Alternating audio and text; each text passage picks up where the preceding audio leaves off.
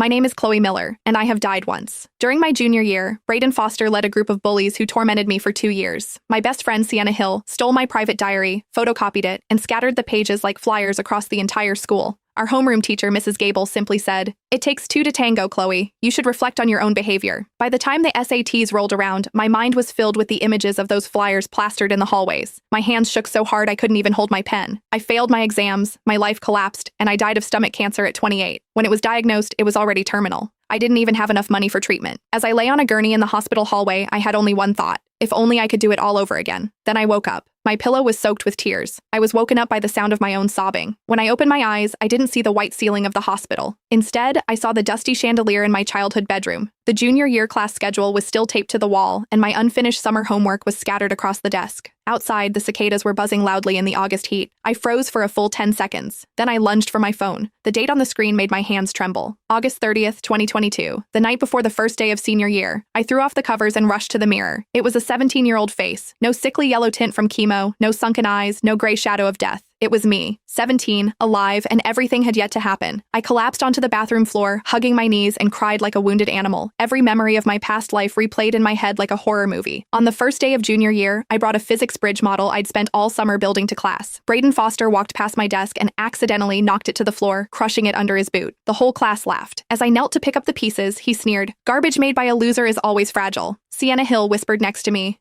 "Ignore him. He's just being a jerk." But after school, she screenshotted my private Instagram posts and sent them to Braden. Those posts were filled with my secret crush on the class president. The next day, the hallways were covered in flyers. The headline read, "Chloe Miller's Mental Health Report, Chronic Thirst Syndrome." Every line was a direct quote from my diary. It was signed, "Shared by Sienna Hill." I confronted her in the classroom. She cried in front of everyone, saying, "I didn't know. My account was hacked. Chloe, you have to believe me." Braden stood by, clapping and laughing. He started the applause, and the whole class followed. That applause lasted for 2 years. 2 years later, sitting in the SAT hall, I tried to write my essay. Every word I formed was shaky. The proctor thought I had low blood sugar and brought me a cup of water. That cup of water was the only kindness I felt during my entire senior year. At 28, I had terminal cancer. The doctor said the chronic stress had destroyed my immune system. My mother collapsed outside the ward. Everything ended in pain. But now, I was awake. I stood up from the bathroom floor and turned on the faucet. I splashed cold water on my face. The girl in the mirror had swollen eyes, but her gaze was different now. I went back to my room and opened my laptop. I created a blank document. Title, "First Day of School, Collecting Every Debt." I made a list underneath. 1. Physics model presentation tomorrow. Braden will try to crush it. Response: hide a backup in the lab. Bring the teacher directly there to see it. Record everything on my phone. 2. Sienna will ask me to the rooftop after school to talk. Braden's gang will be waiting. Response: don't go. Announce in front of everyone.